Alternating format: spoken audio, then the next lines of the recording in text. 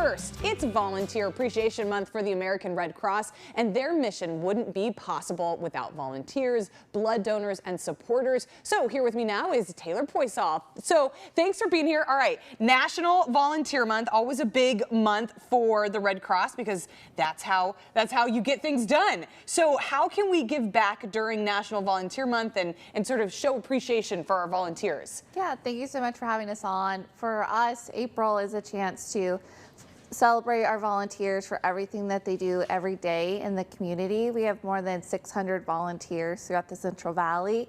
And I know just even today, they've been incredibly busy doing presentations, at a sheltering drill, responding to home fires. And so for us, we're calling on the community to join them and turn that compassion into action by becoming a Red Cross volunteer. Okay, turn that compassion into action. I like that. Let's, act on our feelings and our sort of motivation to thank those volunteers. So let's talk about what the volunteers kind of do. You are on the disaster action team. What do you do as a volunteer for the disaster action team? Our disaster action team is one of the busiest teams in the Red Cross, especially here in the Central Valley. They respond to a home fire almost every single day. So when our neighbors experience a fire that displaces them, disaster action team volunteers go on scene. The fire department calls them. Within 2 hours, they're there to provide comfort, care, financial assistance, other types of comfort items so that people can get into safety as soon as possible.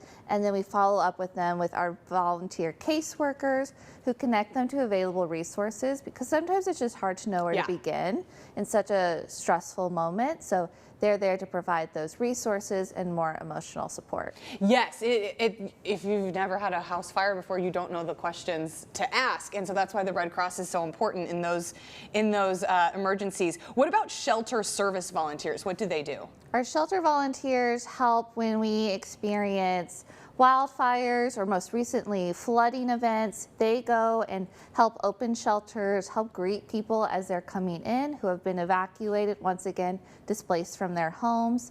Sometimes people only have to be in a shelter for a couple hours, or it's for days and weeks on end, depending on the disaster.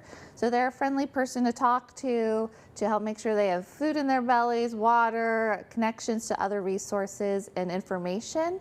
And the need for sheltering volunteers is great as we continue to see more and more large disasters here in the area and across the country.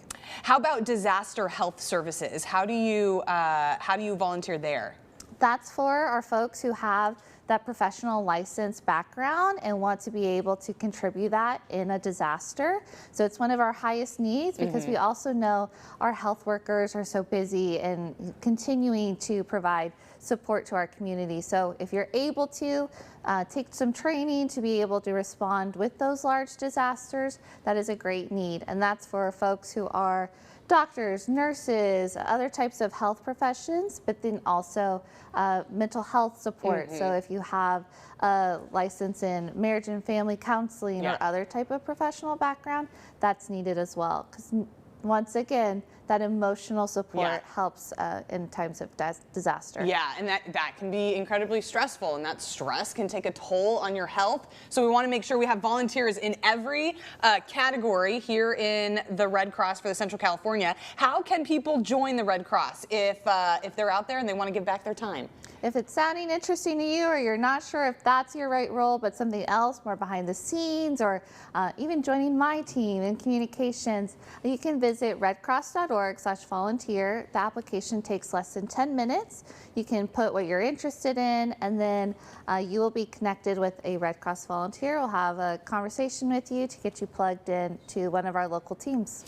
What do your volunteers tell you? How do they feel after they've responded to a disaster or some sort of emergency? There's so many benefits of volunteering, whatever cause you're passionate about, and you being able to help someone also helps yourself. It gives you that sense of purpose, that that mission-driven call to serve that we all have to want to help our community.